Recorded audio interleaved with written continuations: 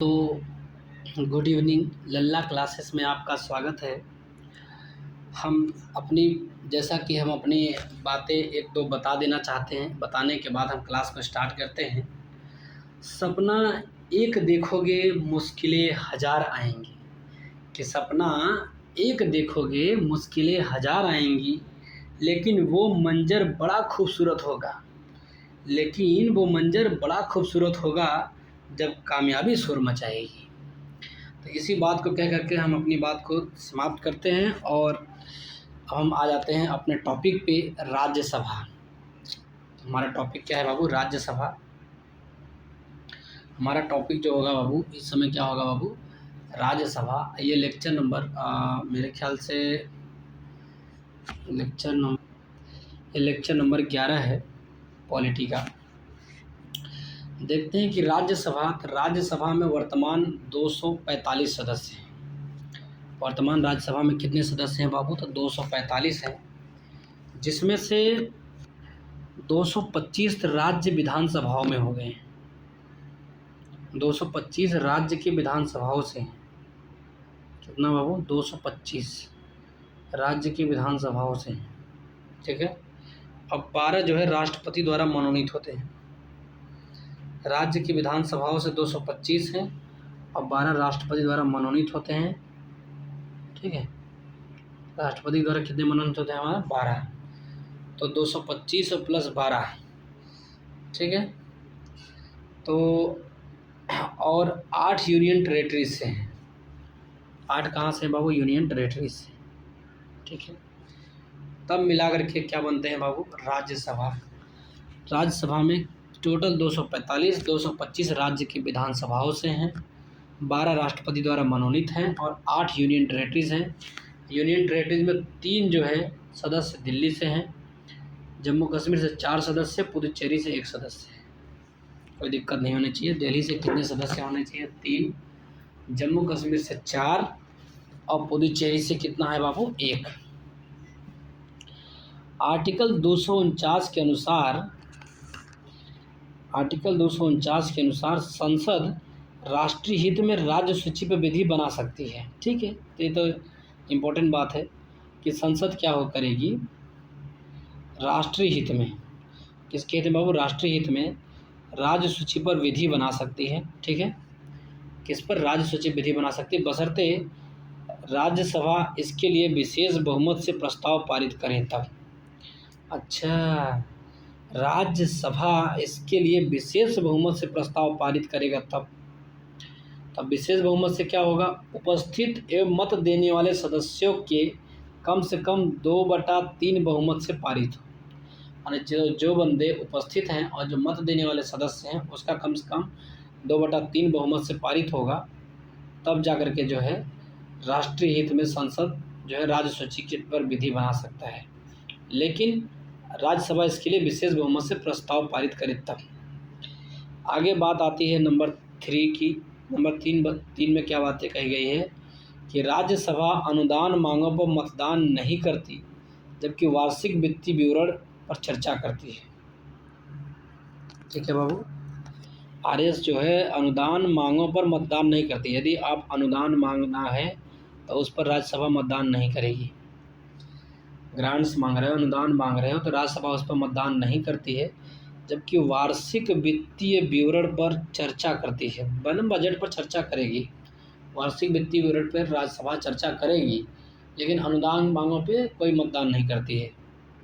अनुदान मांगों पर कोई मतदान राज्यसभा नहीं करेगी, लेकिन वार्षिक वित्तीय विवरण पर जब चर्चा होने लगेगी तो उस पर जो है ये चर्चा करती है राज्यसभा। ठीक है। उस पर क्या करती है बहू? चर्चा करती है। आगे हम देखेंगे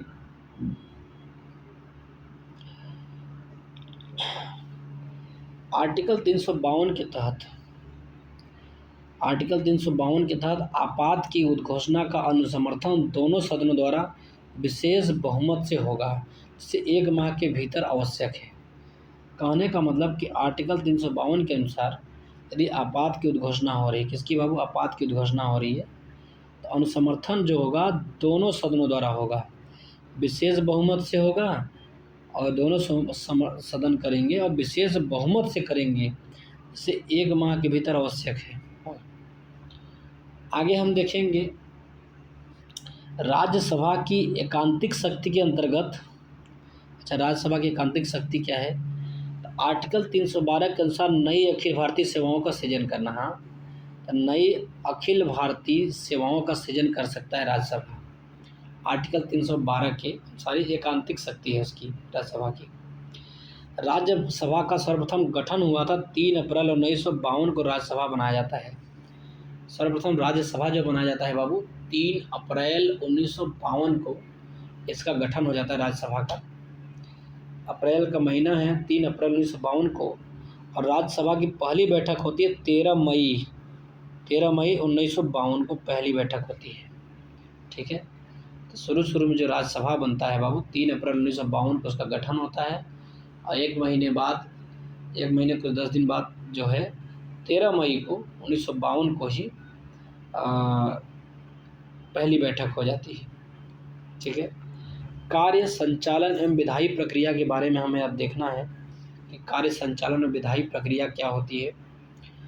अनुच्छेद 87 के अनुसार, किसके अनुसार बाबू? अनुच्छेद 87 के अनुसार राष्ट्रपति लोकसभा के लिए आम चुनाव के पश्चात, अनुच्छेद 87 के अनुसार राष्ट्रपति जो है, ठीक है, लोकसभा के लिए आम चुनाव के पश्चात प्रथम सत्र के आरंभ में तथा प्रत्येक वर्ष के प्रथम सत्र में, प्रथम सत्र का आरंभ में या प्रत्येक वर्ष के प्रथम सत्र में दोनों सदनों में एक साथ अभिभाषण देता है। तो कहने का मतलब ये आप याद रखना कि अनुच्छेद 87 के अनुसार राष्ट्रपति अपना लोकसभा में अभिभाषण देगा। तो जब पहला आम चुनाव होगा तब अभिभाषण देगा, और मतलब कि प्रत्येक वर्ष जब प्रथम सत्र होगा तो दोनों सदनों में, लोकसभा और राज्यसभा दोनों सदनों में एक साथ अभिभाषण देने का काम करता है राष्ट्रपति। ठीक है, तो अनुच्छेद 87 में राष्ट्रपति के अभिभाषण की बात है। ठीक है, आगे हम देखेंगे दूसरी बातें में क्या कही गई है। अनुच्छेद 85 क्लाज 1 के अनुसार संसद के 2 सत्रों के बीच अधिकतम 6 माह का अंतर होता है। अधिकतम कितने माह का अंतर होता है बाबू? 6 महीने का। आर्टिकल 85 क्लाज 1 में ऐसी बातें कही गई, संसद के 2 सत्रों के बीच अधिकतम कितने दिन का अंतर होता है बाबू? 6 माह का अंतर होता है। संसद के 2 सत्रों के बीच में अधिकतम कितने दिन का अंतर होता है बाबू? 6 माह का। आगे हम देखेंगे संसद के अधिकारियों में कौन कौन लोग शामिल होते हैं। तो राज्यसभा का सभापति एवं उपसभापति ये भी संसद के अधिकारी हैं, और लोकसभा के अध्यक्ष और उपाध्यक्ष भी संसद के अधिकारी हैं, और संसद का सचिवालय या महासचिव भी, ये भी जो है संसद के अधिकारियों में आते हैं। चौथी बातें क्या कही गई, संसद या विधानसभा की सदस्यता समाप्त होगी यदि वह सूचित किए बिना 60 दिन तक अनुपस्थित रहता है। ठीक है, पहला केस सन 2000 में राज्यसभा से अयोग्य हुए बरजिंदर सिंह सांसद थे, बरजिंदर सिंह सांसद थे, और अनुच्छेद 101 क्लाज 4 एवं 190 क्लाज 4 के अनुसार, तो कहने का मतलब ये है कि आप संसद से हो चाहे विधानसभा से हो, यदि आप सदस्य हैं तो आप बिना सूचित किए यदि 60 दिन अनुपस्थित रह जाते हैं, तो ऐसा जब 60 दिन अनुपस्थित रहता है ना, उनकी सदस्यता क्या हो जाती है बाबू? समाप्त हो जाती है, सदस्यता समाप्त हो जाती है। पहला केस हुआ सन 2000 में। ठीक है, राज्यसभा से एक बरजिंदर सिंह सांसद थे, उन्होंने ऐसा किया था तो वो अयोग्य हो गए थे, उनको क्या सदस्यता समाप्त हो गई थी उनकी, और आर्टिकल 101 क्लाज 4 से और आर्टिकल 190 क्लाज 4 के अनुसार ऐसी बातें करी गई थी। ठीक है, आगे हम देखेंगे मंत्री के विरुद्ध विशेषाधिकार प्रस्ताव। अब ये क्या होता है? मंत्री के विरुद्ध विशेषाधिकार प्रस्ताव यदि वह किसी मामले के तथ्यों को रोकता है या बिगड़ा हुआ वर्णन देता है तब। यदि मंत्री किसी मामले के तथ्यों को रोक दे, यदि बिगड़ा हुआ वर्णन दे दे ना, तो मंत्री के विरुद्ध विशेषाधिकार प्रस्ताव लागू हो जाएगा। छठवीं बातें क्या कही गई है, संसद निर्भरता निवारण अधिनियम 1959 में आया। 1959 में एक संसद के निर्भरता निवारण अधिनियम आया। इसके तहत कई पदों को लाभ के पद से छूट प्राप्त है। अब कौन से ऐसे पद हैं जिसे लाभ के पद से छूट प्राप्त है? इसमें अब तक 5 बार संशोधन हुआ है। तो संसद निर्भरता निवारण में अब तक कितनी बार संशोधन हुआ है? 5 बार। एक बार 1993 में हुआ था, फिर 6 साल बाद 1999 में, फिर 1 साल बाद 2000 में कर दिए, फिर 6 साल बाद 2006 में, फिर 7 साल बाद 2013 में। तो कहने का मतलब ये है कि अब तक कितनी बार संशोधन हो चुका है बाबू? 5 बार। संसद निर्भरता निवारण अधिनियम 1959 में आया था। लाभ के पद से छूट प्राप्त है। लाभ के पद का निर्णय या निर्धारण अनुच्छेद 102 क्लाज 1 के तहत संसद करेगा। ठीक है, अनुच्छेद 102 क्लाज 1 के तहत, अनुच्छेद 102 क्लाज 1 के तहत कौन करेगा बाबू? संसद तय करेगा कि लाभ के पद का निर्णय या निर्धारण करेगा। और अनुच्छेद 191 क्लाज 1, अनुच्छेद 191 क्लाज 1, अनुच्छेद 191 क्लाज 1 की बात करेगा। क्या करेगा बाबू? अनुच्छेद 191 क्लाज 1 के राज्य विधानसभा करेगा। कहने का मतलब है कि लाभ के पद का जो निर्णय करेगा बाबू 102 क्लाज 1 में संसद करेगा, और 191 क्लाज 1 में कौन करेगा बाबू? तो राज्य विधानसभा करेगा। ठीक है। जबकि कोई व्यक्ति लाभ का पद के कारण निर्भर या अयोग्य है या नहीं है, इसका निर्णय अनुच्छेद 103 के अनुसार निर्वाचन आयोग की सलाह पर, निर्वाचन आयोग सलाह देगा तब राष्ट्रपति जी, और अनुच्छेद 192 के अनुसार निर्वाचन आयोग की सलाह पर राज्यपाल करेगा। कहने का मतलब ये है कि कोई भी व्यक्ति लाभ के पद के लिए अयोग्य है या नहीं है, इसका निर्धारण यदि निर्वाचन आयोग की सलाह पर राष्ट्रपति करेगा 103 के तहत, और 192 के तहत जो है निर्वाचन आयोग की सलाह पर राज्यपाल करेगा। ये बात आप याद रखना। 103 के तहत करेगा तो राष्ट्रपति करेगा, और 192 के तहत करेगा तो कौन करेगा बाबू? राज्यपाल करेगा। क्या करेगा वो? तो ठीक है, आगे हम चलते हैं। अनुच्छेद 105 में देखेंगे।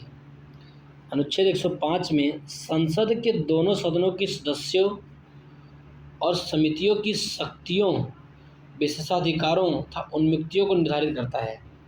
तो अब आप देखो अनुच्छेद 105 हम देखेंगे संसद के दोनों सदन। ये देखो संसद बन गया, एक बगल लोकसभा हो गया, एक बगल राज्यसभा हो गया। ठीक है बाबू, एक बगल क्या हो गया? लोकसभा, एक बगल क्या हो गया बाबू? राज्यसभा ना। तो संसद के दोनों सदनों की सदस्यों, इन दोनों के सदनों के सदस्यों और समितियों की शक्तियों और उनका जो विशेषाधिकार है तथा उन्मुक्तियों को निर्धारित करना 105 में दिया गया है। ठीक है। संसद के पास 2 विशेषाधिकार हैं। एक है सामूहिक विशेषाधिकार सदन, और दूसरा है व्यक्तिगत विशेषाधिकार सांसद के पास। ठीक है।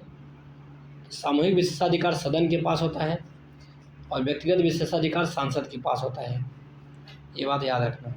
सामूहिक विशेषाधिकार जो होगा वो सदन के पास होगा, और व्यक्तिगत विशेषाधिकार किसके पास होगा बाबू? सांसद के पास होगा। अब सामूहिक विशेषाधिकार निम्न है। क्या क्या सामूहिक विशेषाधिकार के अंतर्गत आते हैं देखते हैं। तो बहस एवं कार्यवाही प्रकाशन रोकना सामूहिक विशेषाधिकार है कि हम बहस और कार्यवाही प्रकाशन को रोक देंगे। हमारा एक सामूहिक बहस एवं कार्यवाही प्रकाशन को जब रोक देंगे तो हमारा एक सामूहिक विशेषाधिकार हो जाएगा बाबू। दूसरी बात कही गई गुप्त बैठक करना या अपरिचित बाहर, गुप्त बैठक कर लीजिए, अपरिचित हो, ये सामूहिक विशेषाधिकार है। चर्चा एवं प्रक्रिया की स्वतंत्रता भी सामूहिक विशेषाधिकार है। संसद के आंतरिक विषयों के संचालन भी, यह भी सामूहिक विशेषाधिकार का अधिकार है। सदन की अवमानना हेतु दंड देना, यदि कोई बंदा सदन की अवमानना करेगा उसको दंड देना, तो वो भी जो है सामूहिक विशेषाधिकार का अधिकार है। संसद की कार्यवाही की जांच करने है तो अदालतों पर रोक लगाना, यदि संसद की कार्यवाही पर जांच होता होगा बाबू तो उसका विशेषाधिकार है कि अदालतों पर हम रोक लगाएंगे। ठीक है। संसद की कार्यवाही पर जांच पर अदालतों पर रोक लगाना एक सामूहिक विशेषाधिकार के अंतर्गत आता है। किसके अंतर्गत आता है बाबू? सामूहिक विशेषाधिकार के अंतर्गत आता है। ठीक है, आगे हम देखते हैं बातें क्या कही गई हैं। जबकि साक्षी के रूप में उपस्थिति से स्वतंत्रता व्यक्तिगत विशेषाधिकार, स्वतंत्रता जो होती है वो व्यक्तिगत विशेषाधिकार होता है। ठीक है, अनुच्छेद 122 के अनुसार न्यायालयों द्वारा संसद की कार्यवाहियों की जांच न किए जाने का प्रावधान किया गया है। अनुच्छेद 122 में कहा गया है कि न्यायालय द्वारा संसद की कार्यवाहियों की जांच न किए जाने का प्रावधान किया है, कि न्यायालय जो है संसद की कार्यवाही की जांच नहीं करेगा अनुच्छेद 122 में। और अनुच्छेद 245 की बात देखेंगे तो संसद भारत के संपूर्ण राज्य क्षेत्र या उसके किसी भाग के लिए विधि बना सकती है। अनुच्छेद 245 में एक बातें कही गई हैं बाबू कि संसद भारत के संपूर्ण राज्य क्षेत्र या उसके किसी भाग के लिए विधि बना सकती है। ठीक है, तो भारत का संघ हेतु, भारत का प्रदेश यूनियन टेरेटरीज देख लेते हैं, और विश्व में कहीं भी रहने वाले भारतीय नागरिक या उसकी संपत्ति के बारे में हम क्या बोलते हैं बाबू? संसद विधि बना सकती है भारत के संपूर्ण राज्य क्षेत्र पर या किसी भाग के लिए भी विधि बना सकती है। अब आगे हम देखते हैं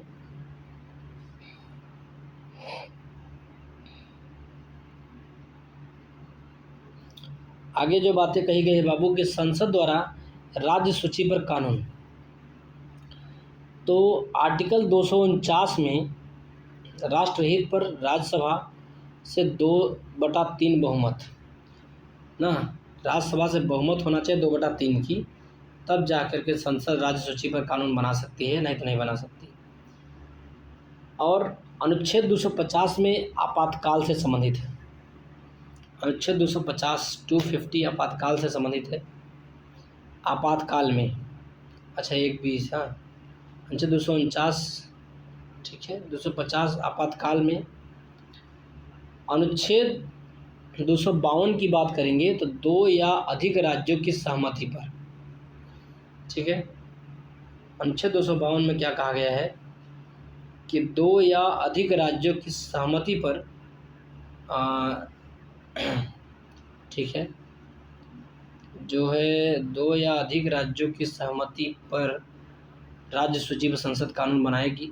और 250 में क्या कहा गया? आपातकाल में संसद राज्य सूची पर कानून बना देगी। और राष्ट्रहित में बनाना होगा 249 के तहत राज्यसभा का 66% जो है बहुमत होना चाहिए। आगे हम देखेंगे अनुच्छेद 253 में अंतर्राष्ट्रीय समझौते की बात करी गई है। इंटरनेशनल समझौता, अंतर्राष्ट्रीय समझौते की बात करी गई है 253 में। आर्टिकल 253 में जो बातें कही गई है, अंतर्राष्ट्रीय समझौते से संबंधित कोई कानून बनाना है तो संसद बनाएगी, अनुच्छेद 253 के तहत बनाएगी। अनुच्छेद 248 के अनुसार अवशिष्ट विषयों पर संसद विधि बनाती है। ठीक है बाबू, अनुच्छेद 248 अनुच्छेद 248 के अनुसार अवशिष्ट विषयों पर जो है संसद विधि बनाती है। किस विषय बाबू? अवशिष्ट विषय। ये अवशिष्ट विषय लिया कहाँ से गया है? तो कनाडा से लिया गया है। यील्डिंग द फ्लोर का मतलब होता है बाबू बैठ जाना। यील्डिंग का फ्लोर का मतलब बैठ जाना। अध्यक्ष द्वारा एक सदस्य को रोककर दूसरे सदस्य को बोलने देना। यदि अध्यक्ष एक सदस्य को रोक दिया और दूसरे सदस्य को बोलने देता है, उसको यील्डिंग द फ्लोर बोलते हैं, माने बैठ जाना होता है। यील्डिंग द फ्लोर ये बैठ जाना माने अध्यक्ष द्वारा एक सदस्य को रोक करके दूसरे सदस्य को बोलने देना। क्रॉसिंग द फ्लोर का मतलब पक्ष का त्याग होता है बाबू। क्रॉसिंग द फ्लोर, पक्ष का त्याग करना।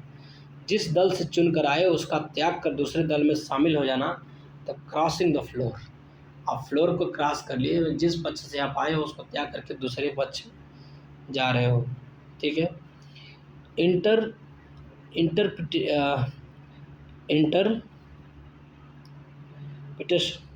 अंतर क्या बोलते हैं, अंतःप्रदन बोलते हैं इसको। इंटरपिलेशन का मतलब होता है, अंतर्प्रदन का मतलब होता है किसी सरकारी अधिकारी से नीति कार्य के विवरण की मांग है तो संसदीय प्रक्रिया है। कोई सरकारी अधिकारी से उसके कार्य का विवरण मांगेंगे तो एक क्या है बाबू, एक अंतर्प्रदन है। ये किसी सरकारी अधिकारी से नीति और कार्य के विवरण की मांग करने के लिए। ठीक है, आगे हम देखेंगे बाबू, आगे देखेंगे विधेयक संबंधी वाचन। विधेयक संबंधी वाचन का मतलब क्या होता है कि प्रथम वाचन पुनः स्थापित इन सदन, प्रथम वाचन में पुनः स्थापित इन सदन, सदन में पुनः स्थापित किया जाता है। सदन में क्या किया था बाबू, पुनः स्थापित किया जाता है। द्वितीय वाचन का मतलब होता है विधेयक पर चर्चा या आम बहस करते हैं। द्वितीय वाचन में विधेयक पे क्या होता है बाबू, विधेयक पे चर्चा होती है। प्रथम वाचन में पुनः स्थापित, सदन में पुनः स्थापित किया जाता है। द्वितीय वाचन में विधेयक पर चर्चा होती है, आम बहस करते हैं। विधेयक को प्रवर समिति या संयुक्त समिति को सौंपना, तो विधेयक को प्रवर समिति या तो संयुक्त समिति को सौंप देते हैं और विधेयक पर खंडशः विचार होता है। विधेयक को किस समिति को सौंपेंगे, तो प्रवर समिति को या संयुक्त समिति को सौंपेंगे और खंड बाई खंड जो है इस पे विचार किया जाता है विधेयक पे। विधेयक संबंधी वाचन में प्रथम वाचन द्वितीय वाचन देख लेंगे। प्रथम वाचन में पूरा स्थापित, सदन में पूरा स्थापित किया जाता है। द्वितीय में जो होगा विधेयक पर चर्चा होती है, आम बहस करते हैं, उसको प्रवर समिति और संयुक्त समिति को सौंप दी जाती है और विधेयक पर खंडशः विचार होने लगता है। तृतीय वाचन में क्या होता है, मूल स्वरूप यथा संशोधित विधेयक पर मतदान में पारित करना। कहने का मतलब कि या तो मूल स्वरूप हो या तो संशोधित विधेयक पर मतदान करेंगे और पारित करेंगे। ठीक है, या तो तृतीय वाचन में या तो मूल स्वरूप ही वैसे का वैसे छोड़ देंगे, या तो विधेयक को संशोधित कर देंगे या मतदान देंगे, पारित करेंगे, उसको तृतीय वाचन में होता है। तो विधेयक संबंधी वाचन में 3 वाचन होता है। ठीक है, अब 16वीं नंबर की बातें क्या कही गई है कि अनुच्छेद 108 के अनुसार संयुक्त बैठक का आह्वान राष्ट्रपति द्वारा होता है, जबकि अनुच्छेद 118 के अनुसार अध्यक्षता कौन करेगा बाबू, लोकसभा का स्पीकर करेगा, लोकसभा का अध्यक्ष करेगा। ठीक है, ये बात आप याद रखना, तो बहुत इम्पोर्टेंट है। ठीक है, इसमें विधेयक साधारण बहुमत से पारित होता है। इसमें जो विधेयक होगा बाबू वो साधारण बहुमत से पारित होता है। इसमें जब संयुक्त बैठक हो रही हो, विधेयक जब भी होगा साधारण बहुमत से पारित होगा। संयुक्त बैठक धन विधेयक एवं संविधान संशोधन विधेयक पर लागू नहीं होता है। तो धन विधेयक की बात ले लो और संविधान संशोधन विधेयक की बात ले लो, इस पे संयुक्त बैठक क्या होता है बाबू, लागू नहीं होता है। क्या धन विधेयक पर और संविधान संशोधन पर संयुक्त बैठक लागू होगा, तो जी नहीं। धन विधेयक और संविधान संशोधन विधेयक पर संयुक्त बैठक बाबू लागू नहीं होता है। संयुक्त बैठक की अध्यक्षता कौन करेगा, तो अनुच्छेद 118 क्लास 4 के अनुसार स्पीकर करेगा। स्पीकर नहीं होगा तो उपाध्यक्ष करेगा, उपाध्यक्ष नहीं होगा तो राज्यसभा का उपसभापति करेगा। संयुक्त बैठक की अध्यक्षता करने वाला बंदा स्पीकर होता है। अनुच्छेद 118 क्लास 4 में दिया गया है ऐसी बातें। यदि स्पीकर नहीं होगा तो उपाध्यक्ष करेगा, उपाध्यक्ष नहीं होगा तो राज्यसभा का उपसभापति करेगा। प्रथम संयुक्त बैठक दहेज निरोधक विधेयक 1959, तो पहली बार जब संयुक्त बैठक हुई पहली बार ना, तो दहेज निरोधक विधेयक 1959 में आया था, पर 1961 में हुई थी।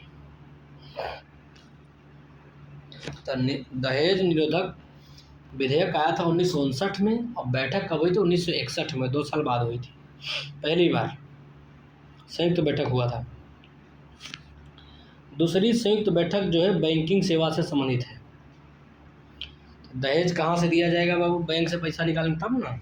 पहली बार दहेज से संबंधित है, दूसरा बैंकिंग सेवा आयोग से संबंधित है। यह बिल था 1977 का और 1978 में ये बैठक हुई थी, संयुक्त बैठक हुई थी 1978 में। तीसरी संयुक्त बैठक जो है आतंकवाद पे हुई थी।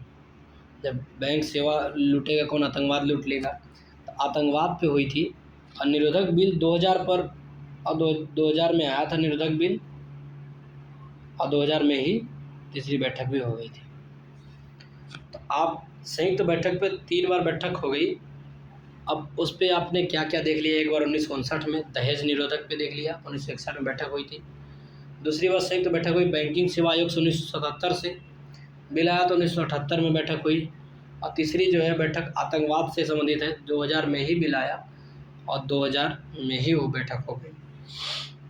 आगे अनुच्छेद 107 क्लास 3 में क्या कहा गया है? अनुच्छेद 107 क्लास 3 के अनुसार लोकसभा में लंबित विधेयक सत्रावसान के कारण व्यपगत नहीं होगा।